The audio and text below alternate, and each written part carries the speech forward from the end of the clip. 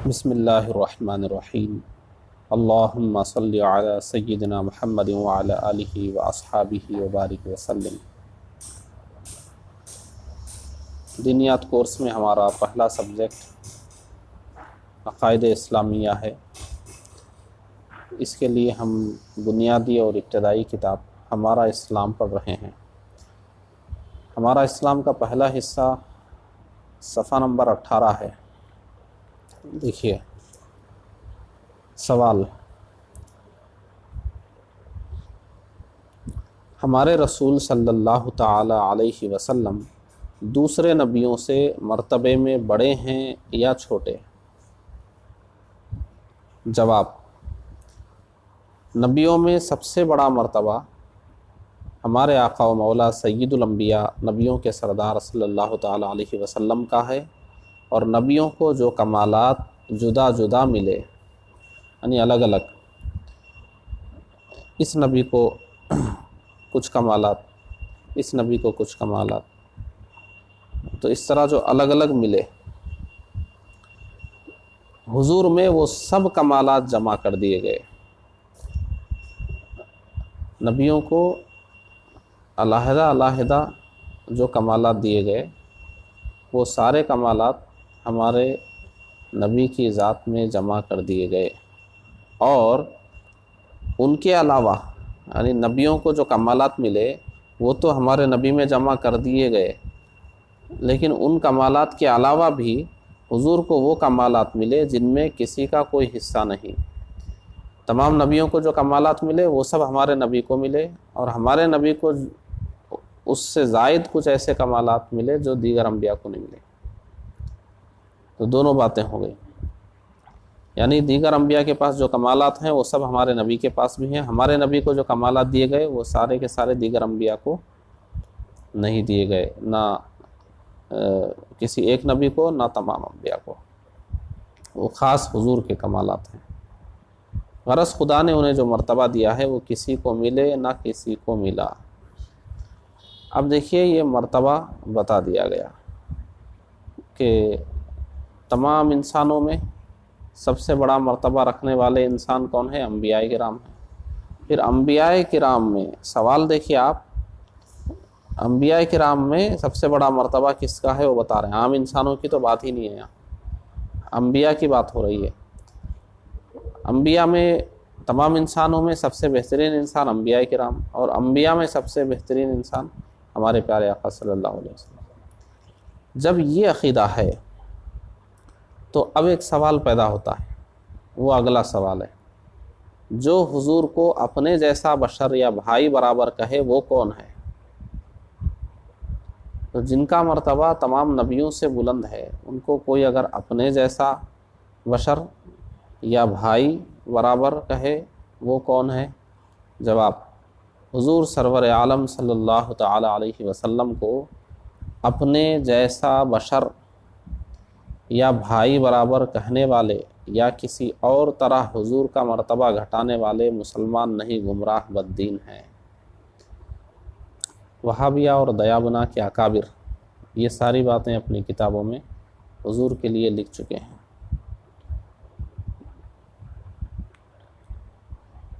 ایسے تو کہیں گے کہ نہیں،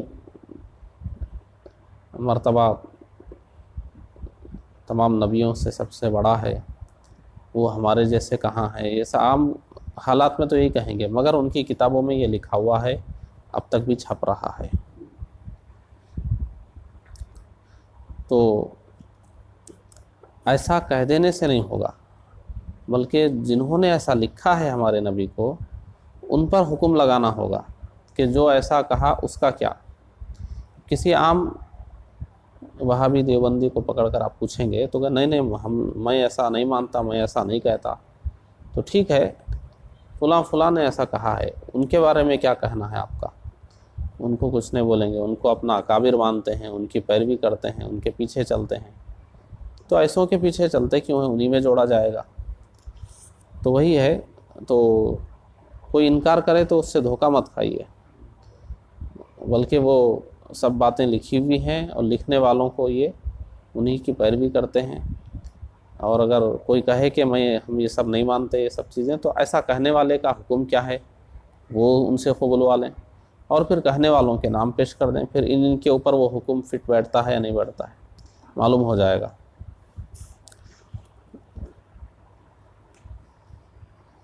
قرآن کریم میں جگہ جگہ کافروں کا یہ طریقہ بیان کیا گیا ہے کہ وہ نبیوں کو اپنے جیسا بشر کہتے تھے، اسی لیے گمراہی اور کفر میں پڑے۔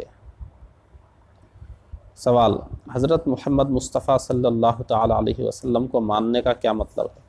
جواب: حضرت صلی اللہ تعالی علیہ وسلم کو ماننے کا مطلب ہے کہ آپ کو اللہ تعالیٰ کا آخری رسول یقین کرے، ہر بات میں آپ کو سچا جانے، خدا تعالیٰ کی ساری مخلوق میں آپ کو سب سے افضل سمجھے، اپنے جیسا بشر نہ کہے یا بڑے بھائی کی جیسی تعظیم کرو نہ کہے،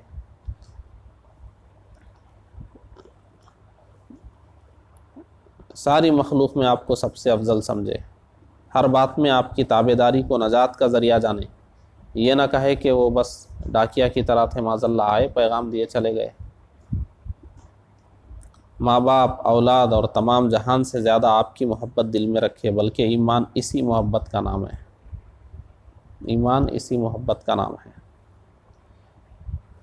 محبت رسول ہی ایمان ہے، اور اس کو ہم ذرا پھیلا کر بولیں، محبت رسول ہوگی تو رسول کی تصدیق بھی کرے گا، رسول کی تعظیم بھی کرے گا۔ تصدیق، تعظیم، محبت، یہ تین میں سے کوئی ایک کم ہو گیا وہ مسلمان نہیں ہے۔ نبی کی تصدیق بھی کرنا ہے اور نبی کی تعظیم بھی کرنا ہے، نبی سے محبت بھی رکھنا ہے، اس میں سے کچھ بھی کم ہونے کی گنجائش نہیں ہے۔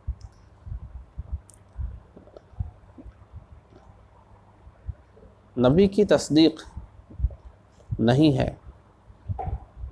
تعظیم کر رہے ہیں، محبت کا بھی دعویٰ کر رہے ہیں، تو دراصل وہ ظاہری تعظیم اور ظاہری محبت ہے، صرف ایک دعویٰ ہے۔ جو تعظیم کرے گا، محبت کرے گا، وہ تصدیق کیوں نہیں کرے گا؟ تو وہ اس کا کوئی اعتبار ہی نہیں ہے۔ تصدیق کرے لیکن تعظیم اور محبت نہ کرے تو ایسی تصدیق سے کوئی فائدہ نہیں ہے۔ اور زبان سے اقرار تو کرے کہ میں تعظیم کرتا ہوں، میں محبت کرتا ہوں، لیکن اس کے اقوال یا اس کے افعال تعظیم اور محبت کے خلاف ہوں تو پھر یہ دعویٰ کچھ کام نہیں آئے گا۔ بھئی ہماری بات اور ہمارا کام دونوں کو نبھانا چاہیے ہمیں۔ نبی سے محبت ہے بھی بولیں گے اور نبی کے تعلق سے ایسی باتیں کہیں گے جو ایک محبت کرنے والا نہیں کہتا، نبی کی تعظیم کی بات کریں گے اور ایسی باتیں کہیں گے جو تعظیم کے خلاف ہے، تو تعظیم کرنا کہاں ہوا ہے؟ بہت سارے غیر مسلم ہیں، جب موقع آتا ہے تو بولتے ہیں بھائی وہ ایک ہی ہے جو ہے اصل، ایک ہی ہے جو خدا ہے، مگر بعد میں پھر پوجا پاٹ میں بھی شامل ہو جائیں گے، پھر موقع آئے گا تو دوسروں کو بھی خدا مان لیں گے۔ تو اس طرح کبھی ایک بار کہہ دینے سے یا بات آنے پر کہنے سے نہیں ہوتا، آدمی کو ساری زندگی اپنی بات کو نبھانا ہے، تبھی وہ مومن ہے۔ تو وہی فرما رہے ہیں ایمان اسی محبت کا نام ہے۔ سوال: تو صرف محبت کا دعویٰ، تعظیم کا دعویٰ، تصدیق کا دعویٰ نہیں قبول کیا جائے گا، ہمارے اقوال و افعال اس کا ساتھ دینا چاہیے، تبھی مانا جائے گا۔ سوال: حضور سے محبت کی علامت کیا ہے؟ علامت: حضور سے محبت کی علامت یہ ہے کہ اکثر آپ کا ذکر کرے، دیکھ رہے ہیں اکثر حضور کا ذکر کرے، صرف اللہ کا ذکر نہیں کرنا ہے، نبی کا بھی ذکر کرنا ہے۔ نبی سے محبت ہوگی تو نبی کا ذکر کریں گے۔ درود شریف کثرت سے پڑھے، جس کو نبی سے محبت ہوگی وہ کثرت سے درود شریف پڑھے گا، وہ صرف اللہ اللہ بولتے نہیں بیٹھے گا، نبی پر درود بھی بھیجے گا۔ جب حضور پر نور کا ذکر آئے تو بڑے ادب اور پیار سے نام لے، محبت کا جذبہ ہونا چاہیے اس میں، خشک انداز میں نہیں، بس خشک انداز میں لے لیے، بول دیے، حدیث سنا دیے، نہیں، محبت کا جذبہ ہونا چاہیے اس میں۔ نام پاک سنتے ہی درود شریف پڑھے اور نام پاک لکھے تو اس کے بعد صلی اللہ تعالی علیہ وسلم لکھے۔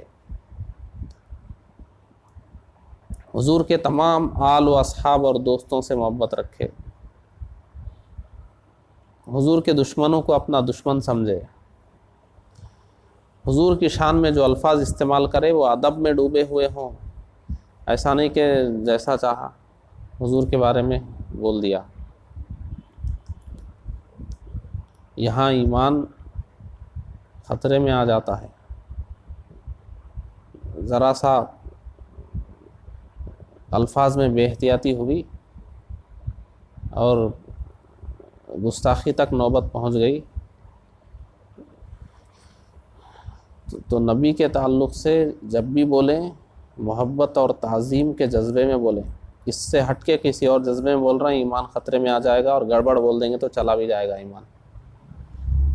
آج لوگ بہت ڈنکے کی چوٹ پہ بولتے ہیں نا، نبی کو یہ حاصل نہیں تھا، نبی کو یہ حاصل نہیں تھا، وہ اتنا بے خوف ہو کر نبی کے بارے میں بولتے رہتے ہیں۔ نبی سے محبت کرنے والا، نبی کی تعظیم کرنے والا ایسا نہیں بولتا، ہر چیز میں انکار ہی کر رہے ہیں نبی کے تعلق سے۔ الحمدللہ ہم لوگ وہ لوگ ہیں کہ درود شریف زیادہ پڑھنے کی توفیق ہم ہی کو ملتی ہے، نبی کی نعتیں زیادہ پڑھنے کی توفیق بھی ہم ہی کو ملتی ہے، نبی کی شان بیان کرنے والی جتنی تقریریں، تحریریں، کتابیں ہیں سب ہمارے علماء کی ہیں۔ باقی لوگوں نے صرف یہی لکھا ہے، یہ نہیں آتا تھا، وہ نہیں آتا تھا، یہ نہیں معلوم تھا، وہ نہیں معلوم تھا، یہ نہیں، یہ صرف یہی کتابیں ہیں ان کی۔ نبی کی شان جو کچھ بھی ہے، آج پوری دنیا میں نبی کی نعتیں پڑھی جا رہی ہیں، پڑھنے والے کون ہیں، لکھنے والے کون ہیں، دیکھ لیجئے۔ درود شریف پڑھنے والے کون ہیں، درود شریف کی کتابیں لکھنے والے کون ہیں، سب دیکھ لیجئے۔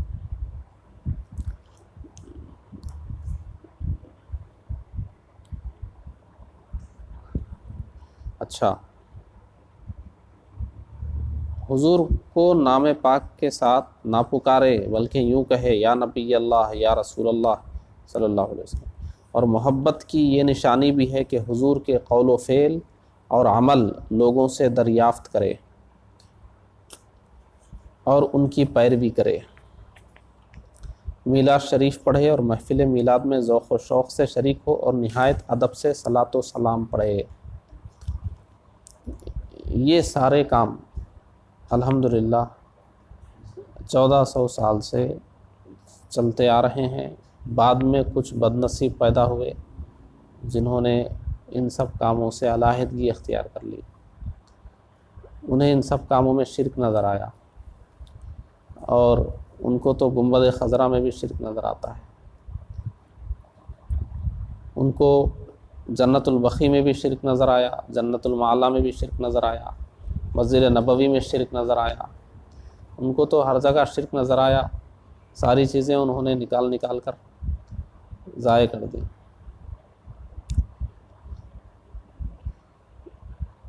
شدت پسند یہ لوگ ہیں اور بدنام کیا جاتا ہم لوگوں کو۔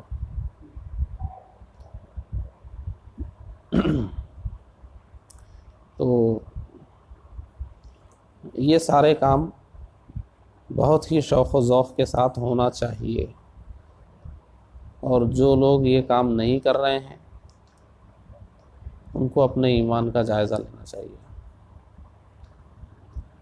اور ہم جتنے بھی کام کر رہے ہیں الحمدللہ یہاں سے لے کر کتابوں کا دور جہاں تک ہے، کتابوں کا دور تابعین کے زمانے سے شروع ہوتا ہے یا تابعین کے بعد، وہاں تک جائیے آپ کو ہمارے اکابر کی کتابیں بھی ہمارے ہی عقائد اور اعمال کی تائید کرتی ہوئی نظر آئیں گی۔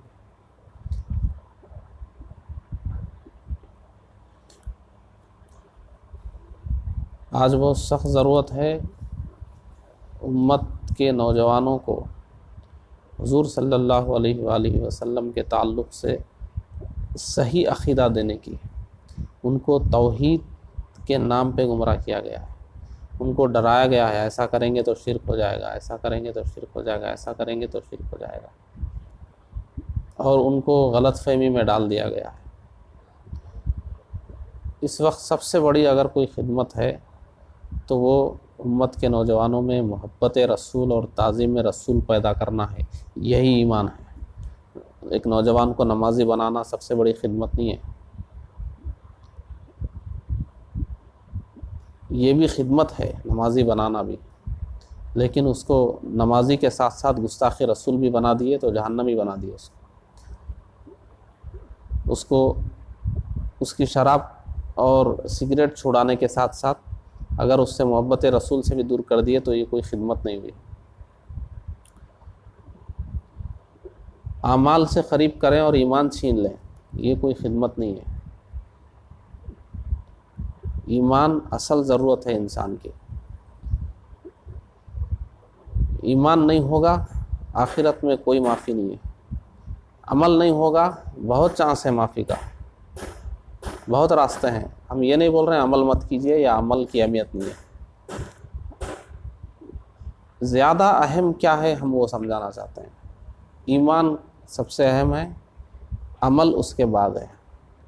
لیکن آج دیکھیے نوجوان کو پکڑ کے ایمان کی باتیں نہیں بتاتے، عمل کی باتیں اس کو بتاتے ہیں، اور اس کا ایمان درست نہیں کرتے، پہلے ایمان کی چیزیں نہیں سمجھاتے، ایمان کیا ہے اور ایمان کو کیسے محفوظ رکھنا ہے، حضور کے تعلق سے کیا عقیدہ ہے، اولیاء کرام کے تعلق سے کیا عقیدہ ہے، صالحین کے تعلق سے کیا عقیدہ ہے، خود اللہ تبارک و تعالیٰ کے تعلق سے کیا عقیدہ ہونا چاہیے، یہ سب اس کو نہیں سکھاتے۔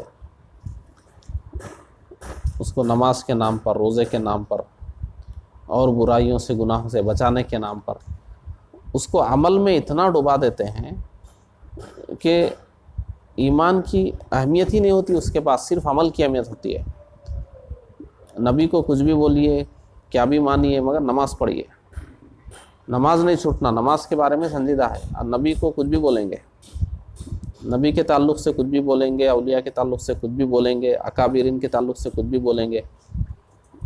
ایمان کی اہمیت بٹھانا بہت ضروری ہے نوجوان کے دل میں، اور نوجوان کا رشتہ ہمارے نبی سے مضبوط جوڑنا چاہیے۔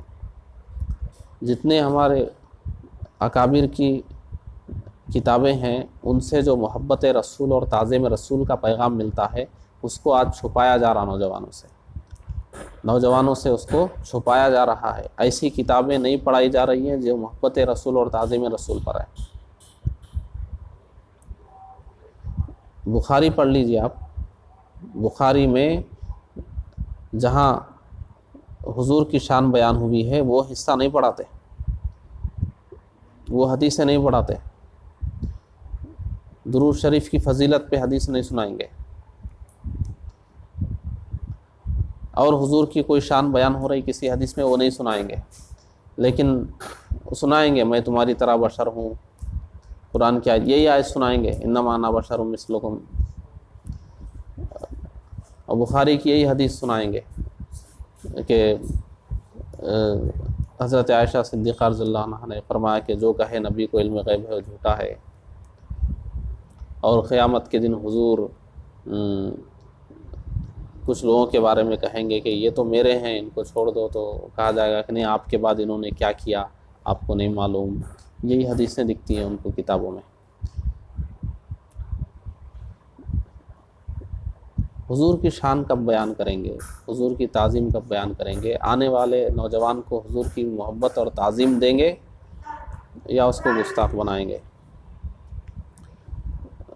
تو نوجوانوں کو ضرورت ہے پہلے ان کا دل، ان کا دماغ سب سے پہلے حضور کے تعلق سے درست کرنے، اس کے بعد نماز روزہ سب۔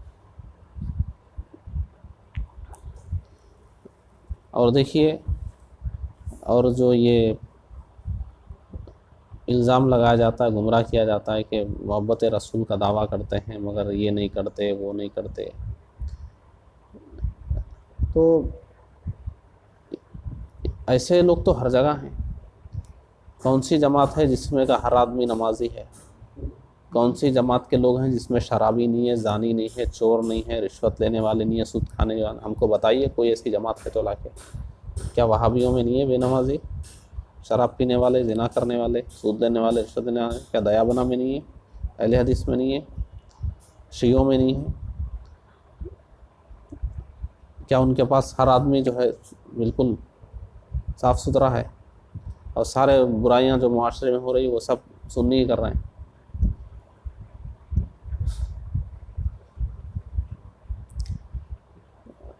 یہ باتیں اس لیے بیان کرنا پڑ رہا ہے کہ یہ سب ایسے ہی بول کے گمراہ کر رہے ہیں۔ تو یہ محبت رسول کا سبق اچھی طرح پڑھ لیجئے۔ محبت رسول، تعظیم رسول کے بغیر ایمان کا تصور ہی نہیں ہے۔ زندگی بھر نمازیں پڑھیں، حرام سے بچیں، کچھ بھی کریں۔ قرآن مجید میں اللہ تبارک و تعالیٰ نے کیا ارشاد فرمایا کہ نبی کے تعلق سے اگر کچھ گڑبڑی ہوئی، پورے اعمال اکارت چلے جائیں گے اور احساس بھی نہیں ہوگا، احساس بھی نہیں ہوگا اس کا۔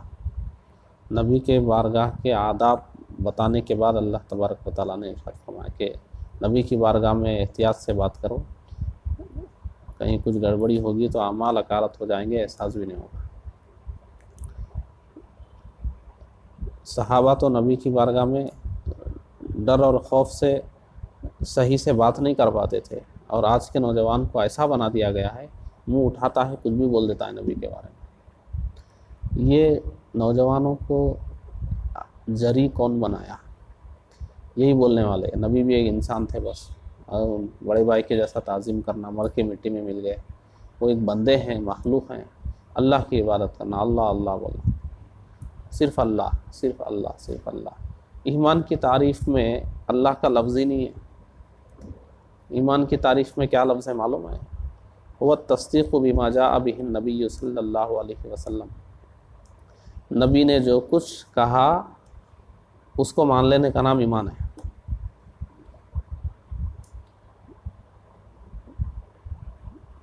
نبی نے جو کچھ بھی کہا اس کو مان لینے کا نام کیا ہے؟ ایمان ہے۔ التصدیق بما جاء بہ النبی صلی اللہ علیہ وسلم۔ نبی نے جو کچھ کہا اس کو مان لو، وہی ایمان ہے۔ نبی کو چھوڑ دیں گے، صرف اللہ کی بات کریں گے تو اللہ خود اس سے راضی نہیں ہے۔ آج بھی کوئی مسلمان ہونا چاہے اس کو کیا بولنا پڑے گا؟ لا الہ الا اللہ محمد رسول اللہ صلی اللہ علیہ وسلم بولنا پڑے گا۔ نبی کا نام لیے بغیر ایمان میں آ ہی نہیں سکتا۔ تو محبت رسول، تعظیم رسول کا سبق اچھی طرح پڑھیں اور اس کو ذہن میں رکھیں۔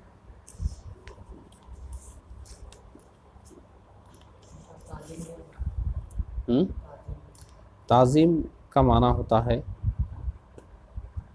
عظمت کا عقیدہ رکھنا، دل میں عظمت کا عقیدہ رہے، اور ہمارے اقوال اور افعال سے نبی کی توہین نہ ہو، ہمارے قول سے بھی نبی کی تعظیم کا ہی اظہار ہو، ہمارے عمل سے بھی نبی کی تعظیم کا ہی اظہار ہو، اور دل میں تعظیم کا عقیدہ ہو۔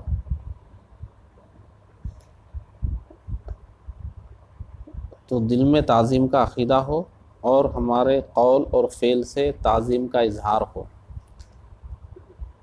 دل میں تعظیم کا عقیدہ ہونا ایمان کا رکن ہے، اور قول اور فعل سے تعظیم کرنا، قول اور فعل سے، یہ اہم الفرائض ہے، نماز سے بھی بڑا فرض ہے، اہم الفرائض۔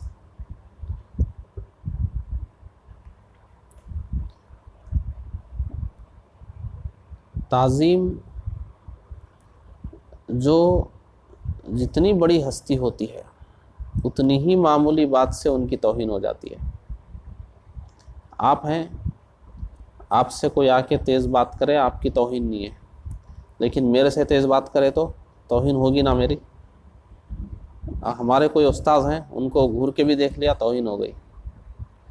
ان کے استاذ ہیں، ان کے بارے میں غلط سوچ لیا تو بھی توہین ہو گئی۔ تو جو جتنا بڑا ہوتا ہے اتنی ہی چھوٹی بات سے توہین ہو جاتی ہے۔ گالی دینا ضروری نہیں ہے، دنیا کے تمام انسانوں میں انبیاء سب سے بڑے مرتبے والے، انبیاء میں سب سے بڑا مرتبہ ہمارے نبی کا، وہاں پہ کتنی احتیاط کی ضرورت ہے؟ وہاں کوئی بہت بڑی چیز نہیں چاہیے گستاخی ہونے کے لیے، وہاں تو بہت معمولی چیز سے گستاخی ہو جاتی ہے۔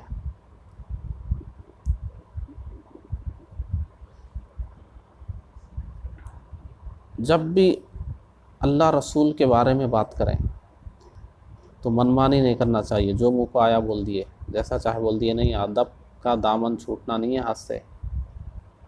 نعت شریف لکھنے والا نبی کی تعریف بیان کرنے بیٹھتا ہے، مگر ہمارے بزرگوں نے کیا فرمایا؟ دو تلواروں کے بیچ میں چلنا ہے نعت لکھنا، یعنی حضور کی تعریف کرنا۔ کیوں؟ اگر زیادتی ہو گئی شرک کی تلوار لٹک رہی ہے ادھر، کمی ہو گئی توہین رسالت کی تلوار لٹک رہی ہے، ان دو تلواروں سے بچتے ہوئے نکلنا ہے۔ تو جو نعت لکھنے بیٹھا ہے، نبی کی تعریف کرنے بیٹھا ہے، اس کو اتنی احتیاط کرنا ہے، اور یہ جو بحث کرنے بیٹھتے ہیں ان کا کیا حال ہے سوچئے۔ نبی کے خلاف جو بحث کرنے بیٹھ جاتے ہیں، نبی کو علم غیب نہیں تھا، نبی ہمارے جیسے تھے، نبی کو لکھنا نہیں آتا تھا، اور جو بھی ہے بہرحال، تو جو ایسا بحث کرنے کے لیے بیٹھتے ہیں، سوچئے ان کے ایمان کا کیا ہوتا ہے۔ یہ ڈرنے اور خوف کرنے کی چیز ہے۔ ہم جن پر ایمان لائے ہیں انہی کے مراتب ہم کو تسلیم نہیں ہے، یہ کیسا ایمان ہے؟ ان کی ہی تعریف سننا ہم کو پسند نہیں ہے، اور اس کے لیے ایک عنوان کیا بنا لیے ہیں؟ شرک۔ نہیں، یہ شرک سے بچا۔ اب چونکہ اب کچھ تو ہیلا حوالہ چاہیے نا، نہیں سب شرک ہے، ہم شرک سے بچ رہے ہیں۔ شرک کی تعریف نہیں کر سکے آج تک کے لوگ، ایسی تعریف جس سے ان کے کام شرک سے بچ جائے، آج تک نہیں کر سکے کہ شرک کی کوئی ایسی تعریف کریں کہ یہ خود ان کے اقوال و افعال شرک سے محفوظ ہو جائیں، یہ خود نہیں کر سکے ایسی تعریف۔ یہ ہمارے جس کام کو شرک بولتے ہیں ویسے ہی کام ان کے پاس بھی ہیں، دوسرے عنوان سے ہیں، دوسرے انداز میں ہیں، مگر ہیں۔ تو جو قوم آج تک شرک کی تعریف ہی نہیں کر سکی، ان کے شرک کے فتوے کا کیا اعتبار؟ اور آج ایک شعور پھیلانے کی ضرورت ہے کہ شرک کا فتویٰ تشدد ہے، شرک کا فتویٰ تشدد ہے اور غلط ہے۔ جو بھی شرک کا فتویٰ دے رہا ہے پوری دنیا میں، آج جو فساد ہے نا، دہشت گردی، شرک کے فتوے کی وجہ سے۔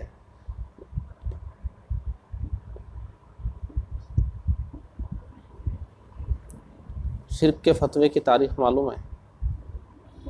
یہ جو لوگ شرک بولتے ہیں، ان کو سبق لینا چاہیے۔ ہماری اور آپ کی کیا حیثیت ہے؟ سب سے پہلے صحابہ کرام پہ شرک کا فتویٰ لگا۔ خوارج نے کیا کہا؟ دو انسانوں کو حکم بنا کر، حضرت علی مرتضیٰ رضی اللہ عنہ اور حضرت امیر معاویہ رضی اللہ عنہ، اور ان کے جتنے بھی تائیدی ہیں وہ سب مشرک ہو گئے۔ یہ شرک کے فتوے کی شروعات ہے، صحابہ نہیں بچے شرک کے فتوے سے، اور آج ہم اور آپ نہیں بچ رہے ہیں تو اس میں کون سے تعجب کی بات ہے؟ اتنی بات آپ یقین سے سمجھ لیجئے، آج جتنی چیزوں کو لوگ شرک بول رہے ہیں نا، اس میں 1% بھی شرک نہیں ہے۔